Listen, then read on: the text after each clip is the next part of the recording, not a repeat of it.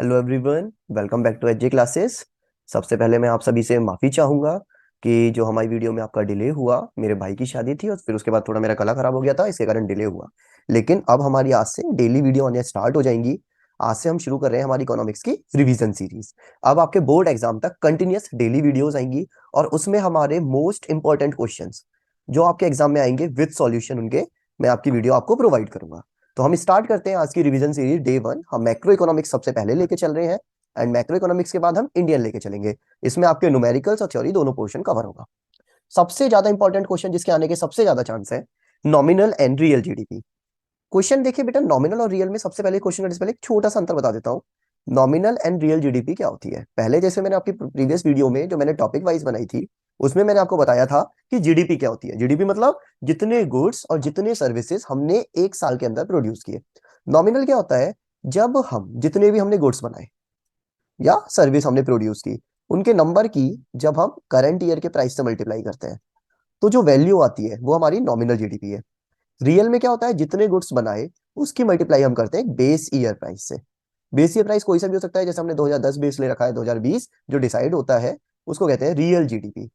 ठीक है, तो अब हमारा होता है कि ये जो क्वेश्चन बहुत बार टॉपिक में है, सैंपल पेपर्स में भी है, कि हम कैसे कन्वर्ट करें नॉमिनल को रियल में। तो हम क्वेश्चन से समझते हैं। The nominal GDP of a country is 150 crore. एक हमारे देश है, उसकी नॉमिनल जीडीपी 150 करोड़ है और प्राइस इंडेक्स 120 दिया हुआ है। Find the real GDP. तो नॉमिनल जीडीपी हमने लिखा 150 करोड़। प्राइस इंडेक्स का दूसरा नाम होता है जीडीपी डिफ्लेटर, दैट इज 120। हमें क्या कैलकुलेट करनी है? Real GDP. तो जीडीपी डिफ्लेटर जिसका दूसरा नाम प्राइस इंडेक्स भी होता है, उसका फॉर्मूला होता है nominal GDP upon real GDP into 100। ठीक है बेटा, तो हम वैल्यू पुट करेंगे। जीडीपी हमें कितना दिया था? 120। नॉमिनल कितना है? 150। रियल की वैल्यू हमें नहीं पता, इंटू 100। अब आप इक्वेशन वाइज देखिए, ये आपका डेनोमिनेटर में है, ये इधर चला जाएगा। जब ये इधर जाएगा तो ये हो जाएगा 120, मैंने एक स्टेप स्किप कर दिया था, इंटू रियल जीडीपी। और इक्वल में क्या हो जाएगा? 150 इंटू 100। फिर ये 120 यहां से इधर आ गया डिवाइड में, देखिए ये आ गया। तो रियल जीडीपी निकल के आ गई 150 into 100 divided by 120, that is 125 crore. आप ऐसे बॉक्स बना देना, इससे आपका आंसर इसमें आ जाएगा।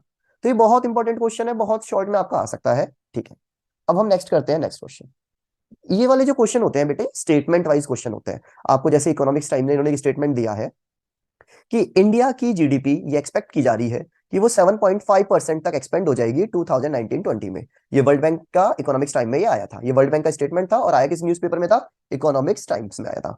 अब क्वेश्चन कह रहा है, डज द स्टेटमेंट मीन, क्या इस स्टेटमेंट का मतलब ये है कि welfare of people of India increase at same rate? क्या इसका मतलब ये है कि लोगों का वेलफेयर, मतलब क्या कहना चाह रहा है कि हमारी जीडीपी अगर एक्सपेंड होगी तो क्या इससे हमारा वेलफेयर भी क्या होगा?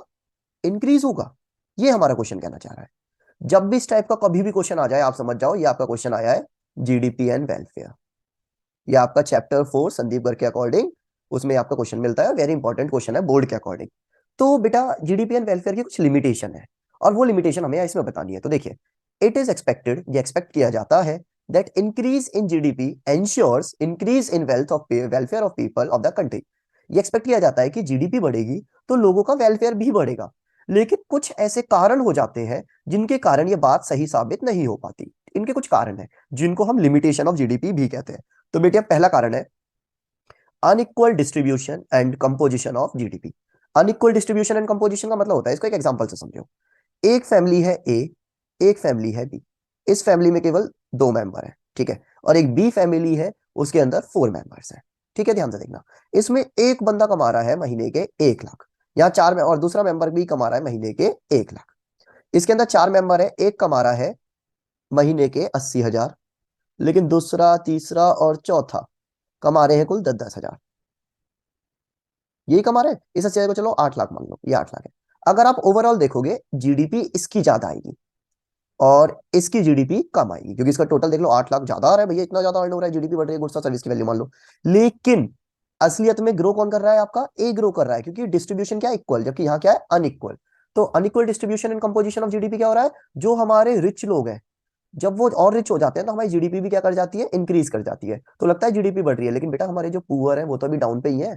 तो unequal distribution and composition of GDP, ये भी हमारा एक कारण है जीडीपी एंड वेलफेयर का। दूसरा, एक्सटर्नैलिटीज। एक्सटर्नैलिटीज का देखो मैंने एक वीडियो में, नेक्स्ट वीडियो में एक अलग से क्वेश्चन भी दिया है, वेरी इंपॉर्टेंट टॉपिक है। एक्सटर्नैलिटीज होती क्या है? देखिए बेटा, एक्सटर्नैलिटीज का मतलब होता है कोई भी एक्टिविटी हो रही है, उससे हमें कोई बेनिफिट मिलना या कोई हार्म मिलना, नुकसान होना, जिसके लिए हम ना तो प्राइस पे करते ना ही हम पे कोई पेनल्टी लगती। जैसे मानो कि कोई बिजनेस है, उसने क्या करा बेटा, उसने अपने बाहर एक पब्लिक पार्क बनवा दिए। पब्लिक पार्क देखो सभी यूज कर सकते हैं, बैठ सकते हैं, लेकिन उनके लिए वो पैसे तो नहीं देते। तो ये क्या एक्सटर्नैलिटी। या दूसरा, एक इंडस्ट्री लगी। इंडस्ट्री लगने से बेटा क्या हुई, बहुत ज्यादा हमारी जीडीपी बढ़ी। लेकिन उसके साथ साथ उस इंडस्ट्री ने पॉल्यूशन भी तो क्रिएट किया। अब वो जो पॉल्यूशन क्रिएट हुआ हम उसको कंसिडर नहीं कर रहे, तो ये कैसी एक्सटर्नैलिटी है, नेगेटिव। एक्सटर्नैलिटी दो होती है, पॉजिटिव और नेगेटिव। पॉजिटिव बोले तो बेनिफिट, नेगेटिव बोले तो हार्म। ठीक है। या दूसरे पॉइंट ऑफ व्यू पे हम समझ लो कि स्मोकिंग करते हैं, टबैको प्रोडक्ट से जीडीपी बहुत बढ़ती है। लेकिन तंबाकू वगैरह हुआ, स्मोकिंग हुई, जितनी भी सारी चीजें होती है बेटा, इससे हेल्थ पे भी तो नेगेटिव इंपैक्ट जा रहा है। ये कैसी एक्सटर्नैलिटी है, नेगेटिव। तो ये जीडीपी में ये बात भी रिकॉर्ड नहीं होती। अगला, non monetary transaction which are not accounted in GDP. देखो भैया, कुछ नॉन मॉनेटरी ट्रांजेक्शन है, जैसे हाउसवाइफ अपने घर पे काम करती है। कोई भी हाउसवाइफ होती है वो अपने घर पे काम करती है। अगर उसकी जगह कोई और, अगर हमारी कोई मेड काम कर रही होती है, हम उसको पैसा देते, उसकी वैल्यू रिकॉर्ड होती। लेकिन इस चीज को यहाँ पे रिकॉर्ड किया नहीं जाता। Changes in prices. देखिए बेटा, मैंने बताया था जो उसमें नॉमिनल और रियल में, अगर हम करंट ईयर का प्राइस लेके चलते हैं, तो करंट ईयर का प्राइस जब भी लेंगे, तो बेटा कभी कभी जीडीपी हमारी इंक्रीज हो जाएगी। ठीक है, लेकिन आप एग्जांपल से समझाता हूँ, ये वाली बात ध्यान से देखना। मैंने 100 गुड्स बनाए थे 2020 में, तब उनका रेट 10 रुपए था। अब 2021 में मैंने 80 गुड्स बनाए, लेकिन इनका रेट अभी चल रहा था 15। तो आप देखो पहले जीडीपी कितनी आ गई, 1000। और 15 8 से कितना होता है मेरे बच्चों, अब 15 की मल्टीप्लाई करेंगे हम 80 में, तो ये कितना आएगा, 1200, 120। तो ये 1000 से जब 1200 हुआ, तो दिखने में तो हमें क्या लग रहा है कि जीडीपी इंक्रीज हुई है, मॉनेटरी वैल्यू देखी जाती है। लेकिन असलियत में हमारा प्रोडक्ट क्या गया है, कम गया है। तो जीडीपी असलियत में क्या हुई है, डिक्रीज हुई है। तो कभी कभी ये बात भी हमारी जीडीपी को नेगेटिव इम्पैक्ट डालती है। अब rate of population growth, population growth भी हमारी जीडीपी को अफेक्ट करेगी। क्योंकि जितनी ज्यादा पॉपुलेशन होगी, ये तो क्वाइट ऑब्वियस है कि हमारी जीडीपी बढ़ेगी। लेकिन जो पर कैपिटा है, जो हर बंदे का शेयर आ रहा है, वो क्या जाएगा बेटा, डाउन जाएगा। तो इससे भी हमारी जीडीपी क्या पड़ेगा, नेगेटिव इंपैक्ट पड़ेगा। तो रेट ऑफ पॉपुलेशन ग्रोथ। तो बेटा कभी भी कोई भी क्वेश्चन आया ऐसा स्टेटमेंट वाला, आपको यही बताना है कि हाँ जी, ये उम्मीद तो की जाती है कि जीडीपी बढ़ेगी और वेलफेयर भी बढ़ेगा, लेकिन कभी कभी कुछ कारण ऐसे है जिसके कारण वेलफेयर प्रमोट नहीं हो पाता। अगर ये 3 मार्क्स में आता है, देखो शॉर्ट में आता है, तो आपको केवल ये हेडिंग्स डालनी है। लेकिन अगर ये लॉन्ग में क्वेश्चन आ गया आपका 6 मार्क्स में, तो बेटा फिर आपको इनके बारे में एक्सप्लेनेशन भी देनी है, जो मैंने आपको दी हुई है। बाकी आपको आगे वीडियो में मैंने हर एक्सप्लेन इनको वो अच्छे से एक्सप्लेन किया हुआ है। ठीक है बेटा, आई होप आपको समझ आया होगा। अब आते हैं हमारा next question. Explain the basis of classifying goods between final and intermediate good with the help of suitable examples. Example देके समझाओ कि हम कैसे गुड्स को क्लासिफाई कर सकते हैं कि कौन सा फाइनल है और कौन सा इंटरमीडिएट है। देखिए बेटा, जो मैंने इधर लिखा है आपका पूरा एनफ आंसर है, इससे ज्यादा आपको लिखने की नीड नहीं है। लेकिन मैंने फिर भी टेबुलर वे में मुझे अच्छे से याद होते थे, तो मैंने टेबुलर प्रेजेंटेशन में भी दे दिया कि आप इसको अच्छे से समझ सकते हैं। देखो बेटा, कोई भी गुड, अगर हम किसी की बात करें, वो फाइनल या इंटरमीडिएट खुद से नहीं होता, वो डिपेंड करता है उसके यूज करने के तरीके पे, कि आप उसको यूज कैसे कर रहे हो। उसके यूज से ही पता चलता है कि वो फाइनल है या इंटरमीडिएट है। उनको यूज करने का जो मेन वे है, जैसे पहला, यूज ऑफ प्रोडक्ट, या तो कंजम्पशन के लिए यूज कर रहे हो या इन्वेस्टमेंट के लिए, तो उसे हम क्या कहते हैं, फाइनल। लेकिन अगर आप उसको यूज कर रहे हो रीसेल के लिए या फर्दर प्रोडक्शन के लिए, तो उसको हम क्या कहेंगे, इंटरमीडिएट गुड। अगर कंजम्पशन के लिए यूज हो रहा है, ठीक है, या इन्वेस्टमेंट के लिए, तो फाइनल है। इंटरमीडिएट किसके लिए होता है, या तो रीसेल या फर्दर प्रोडक्शन। जैसे मानो एग्जांपल, मैंने क्या खरीदा, एक बिस्किट का पैकेट खरीदा एक हाउस होल्ड ने, उसको कंज्यूम कर लिया, तो वो क्या बन गया, फाइनल। लेकिन दूसरा एग्जांपल, अगर मैंने वही बिस्किट का पैकेट लिया और उसको मैंने रीसेल किया, मैं रिटेलर हूं, तो ये मेरा क्या कहला जाएगा, इंटरमीडिएट। देखो गुड्स तो सेम ही है, लेकिन कंज्यूम करा तो फाइनल, रीसेल करा इंटरमीडिएट। मैं अपने घर के लिए फर्नीचर लेके आया, अब फर्नीचर कंज्यूम तो होगा नहीं, वो क्या है, मेरी इन्वेस्टमेंट। मैं अपने घर के लिए फर्नीचर लाया, मैंने इसमें इन्वेस्ट किया, या एसी वगैरह लाया, तो ये मेरे लिए क्या हो गया, फाइनल गुड। इंटरमीडिएट में क्या होता है बेटा, मैं अपना फर्नीचर लाया और उसको मैंने क्या करा, रीसेल करा।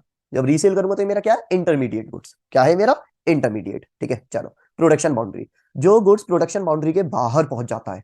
प्रोडक्शन बाउंड्री मतलब होता है, जैसे कंपनी का ये काम है, कस्टमर तक पहुंच गया, ठीक है, तो ये क्या है, फाइनल। अभी बीच में कहीं अटका पड़ा है, मानो होलसेलर के पास है, रिटेलर के पास है, या अभी कंपनी में ही पड़ा है, तो ये क्या कहलाएगा, इंटरमीडिएट गुड। एग्जाम्पल क्या है, मिल्क परचेज करा हाउस होल्ड ने और मिल्क परचेज करा कन्फेक्शनर ने, तो ये क्या है, फाइनल, और यहाँ क्या है, इंटरमीडिएट। इसी बात को मैंने ऊपर उसमें लिखा है बुलेट पॉइंट्स में। आप जैसे चाहे, मैं पर्सनली रेफर करूंगा, आप इस तरीके से लिख के आए, टेबुलर में याद कर लें। जो बेसिस है गुड्स को क्लासिफाई करना कि ये फाइनल है या इंटरमीडिएट, वो डिपेंड करता है उसके यूज पे। अगर गुड्स हम ले रहे हैं फाइनल कंजम्पशन या इन्वेस्टमेंट के लिए, फाइनल गुड है। गुड्स परचेज कर रहे हैं रीसेल के लिए, फर्दर प्रोडक्शन प्रोसेस के लिए, वो क्या है, इंटरमीडिएट गुड। और फिर इसके साथ आप कोई ना कोई एक एग्जांपल ऐड ऑन कर दें, तो ये आपका सफिशिएंट आंसर है। ठीक है बेटा, आई होप आपको अच्छे समझ आया हो। चलो नेक्स्ट क्वेश्चन आया, बहुत वही, ये आता बहुत बार आता है रियल जीडीपी और नॉमिनल, तो कि रियल जीडीपी अलग क्यों है नॉमिनल जीडीपी से, एक न्यूमेरिकल एग्जांपल से समझाइए। जो मैंने पहले बताया रियल जीडीपी क्या होती है, वो बेस ईयर प्राइस पे निकलती है। नोटिस करो, देखो मैंने दो डेफिनेशन दी है। रियल जीडीपी क्या है, ये फाइनल गुड्स और सर्विसेज की वो वैल्यू होती है जो एक देश की डोमेस्टिक टेरिटरी में बनी ड्यूरिंग एन अकाउंटिंग ईयर, एक साल के अंदर बनी, और ये कैलकुलेट किस पे हुई है, बेस ईयर प्राइस पे। उसे हम क्या कहते हैं, रियल जीडीपी। नॉमिनल में बस इतना अंतर है, बेस ईयर की जगह सिर्फ क्या आ जाता है, करंट ईयर। बस आप डेफिनेशन भी देखो, बिल्कुल डिट्टो है। रियल जहां पे वर्ड आए समझ जाओ बेस ईयर, नॉमिनल जहां पे भी आए समझ जाओ करंट ईयर। जीडीपी की जगह अगर जीएनपी भी आएगा तो भी यही आंसर। अगर पूछे ना रियल जीएनपी क्या है, बेटा सेम एग्जैक्ट वही। रियल जीएनपी वो जीएनपी होती है जो बेस ईयर पे निकलती है, नॉमिनल जीएनपी वो जीएनपी होती है जो करंट ईयर पे निकलती है। अब इन्होंने बोला एग्जाम्पल देके समझाओ, तो हमने एक एग्जाम्पल दिया। नॉमिनल देखो, रियल और नॉमिनल में ये रिलेशन है, ये वही वाला फॉर्मूला है जिसमें प्राइस इंडेक्स यहां लिखा था, रियल यहां था, तो मैंने इन दोनों को अपोजिट हो गए। एग्जांपल दिया, नॉमिनल 250 है, प्राइस इंडेक्स 125 है, रियल निकालनी है हमें, नेगेटिव लिख दिया, रियल निकालनी है। तो रियल का वही फॉर्मूला डाला, नॉमिनल अपॉन प्राइस इंटू 100, तो रियल निकल के आ गई 200 करोड़। तो ये ऐसा है कि रियल और नॉमिनल इस तरीके से कैलकुलेट होती है। इसमें आप एक एग्जांपल और दे सकते हैं कि रियल में आप दो प्रोडक्ट ले लो, ए बी सी, इनका बेस ईयर का प्राइस ले लो और इनका करंट ईयर का प्राइस ले लो, ठीक है बेटा, और इनकी क्वांटिटी ले लो। अगर बेस ईयर से मल्टीप्लाई करोगे तो निकल के आएगी रियल, और करंट ईयर से मल्टीप्लाई करोगे तो क्या निकल के आएगी, नॉमिनल। आप ऐसे भी एक एग्जांपल ले सकते हैं, आपको जैसे मन हो दोनों तरह के एग्जांपल आप लेके समझा सकते हो कि रियल और नॉमिनल में क्या डिफरेंस है। मेरे अकॉर्डिंग पर्सनली शॉर्ट में आए तो ये वाला, अगर ये लॉन्ग में समझाने को आए तो ये वाला आपका ज्यादा इफेक्टिव है। आप प्रोडक्ट के नाम लो ABC, क्वांटिटी ले लो जैसे 100 200 300, बेस ईयर का प्राइस देख लो, जैसे मानो इनका 10 12 15 था, इनका करंट ईयर का प्राइस जो अब चल रहा है मानो 20 चल रहा है, इसका 25 चल रहा है और इसका 30 चल रहा है। बेस ईयर से मल्टीप्लाई करोगे तो निकल के आएगी रियल क्वांटिटी की, और करंट ईयर से मल्टीप्लाई करके आओगे नॉमिनल, और बाद में इनका सम कर देना। ये अब जो हमारा नेक्स्ट क्वेश्चन है बेटा, ये बहुत शॉर्ट क्वेश्चन होते हैं जिन्हें हम वेरी शॉर्ट की मैं श्रेणी में डालता हूँ। वेरी शॉर्ट में है ना, इसमें तुम्हारा कॉन्सेप्ट देखा जाता है कि तुम्हें कॉन्सेप्ट कितना क्लियर है, कि डोमेस्टिक फैक्टर इनकम कब ज्यादा होगी नेशनल इनकम से। हम सबको पता है डोमेस्टिक होती है एनडीपीएफसी, नेशनल होती है एनएनपीएफसी। दोनों में जो डिफरेंस होता है, ये डोमेस्टिक और ये नेशनल। तो जब हम डोमेस्टिक से नेशनल पे जाते हैं तो नीफिया को क्या करते हैं, ऐड। अगर ये आपने वीडियो नहीं देखी तो एक प्लेलिस्ट है हमारी मैक्रो इकोनॉमिक्स के नाम से, ये वीडियो देख लेना। और नेशनल से हम डोमेस्टिक पे जाते हैं तो नीफिया को क्या करते हैं, माइनस करते हैं। तो क्वेश्चन पूछ रहा है डोमेस्टिक कब ज्यादा होगी नेशनल से। तो देखिए बेटा, नेशनल इनकम का फॉर्मूला क्या होता है, डोमेस्टिक प्लस नीफिया। अब बोला है डोमेस्टिक की वैल्यू ज्यादा कब आएगी नेशनल से, तो देखो लॉजिकली है, डोमेस्टिक में कुछ भी जुड़ेगा, अगर कोई पॉजिटिव चीज जुड़ेगी तो नेशनल क्या जाएगा, ज्यादा जाएगा, और इसमें अगर कोई नेगेटिव चीज जुड़ेगी तो ये क्या जाएगा, कम जाएगा। ठीक है, तो डोमेस्टिक इनकम नेशनल इनकम से केवल जब ज्यादा हो सकती है जब हमारा नीफिया क्या होगा, नेगेटिव। ये वन वर्ड का मेन था, जब नीफिया क्या होगा, नेगेटिव। मैंने एक एग्जांपल भी दिया, डोमेस्टिक इनकम 500 करोड़ है, नीफिया माइनस का 50 करोड़ है, तो देखो फॉर्मूले में लगा के वैल्यू कितनी आई, 450। 450 हमारा कम है किससे, 500 से। लेकिन अगर इसी क्वेश्चन को मानो समझाने के लिए, डोमेस्टिक इनकम 500 करोड़ है, और मैं नीफिया इस बार देखो मैं पॉजिटिव ले रहा हूँ 50 करोड़, तो नेशनल इनकम का देखो फॉर्मूला, डोमेस्टिक इनकम प्लस नीफिया। डोमेस्टिक कितनी है 500, नीफिया कितना है 50, तो ये कितना निकल के आया, 550। तो बताओ इस केस में नेशनल इनकम क्या आई है, ज्यादा आई है, और इस केस में नेशनल इनकम क्या आई है, कम आई है। तो बताइए किस केस में डोमेस्टिक इनकम ज्यादा आएगी, जब हमारा नीफिया नेगेटिव होगा। ठीक है, तो ये मैंने आंसर लिखा है। हाउएवर ये हम ध्यान से देख सकते हैं कि नीफिया नेगेटिव, जब नीफिया नेगेटिव होगा तब डोमेस्टिक इनकम नेशनल इनकम से ज्यादा होगी। ये रियल और नॉमिनल का एक लास्ट क्वेश्चन है, इस तीन तरीके से आएगा और ये एग्जाम में जरूर आएगा। ठीक है, इन तीनों में से कोई सा भी, कौन सी जीडीपी अच्छी है, रियल और नॉमिनल। लॉन्ग में पूछे तो दोनों की डेफिनेशन डाल दो, और इसको है ना मैं तो अच्छे से कहूंगा, इसको हाईलाइट करना, जो ये दिया हुआ है ना अच्छे से, बेस ईयर प्राइस ऐसे हाईलाइट जरूर करना, और ये करंट ईयर प्राइस ये हाईलाइट जरूर करना एग्जाम में भी।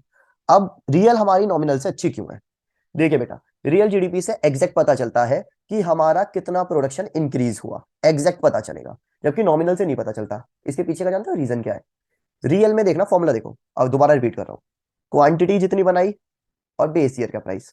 नॉमिनल का फॉर्मूला क्या होता है, क्वांटिटी इंटू करंट ईयर का प्राइस। अब बेस ईयर का प्राइस हमेशा क्या रहता है, सेम। तो रियल में जो फर्क आएगा वो फर्क केवल केवल क्वांटिटी के कारण आएगा।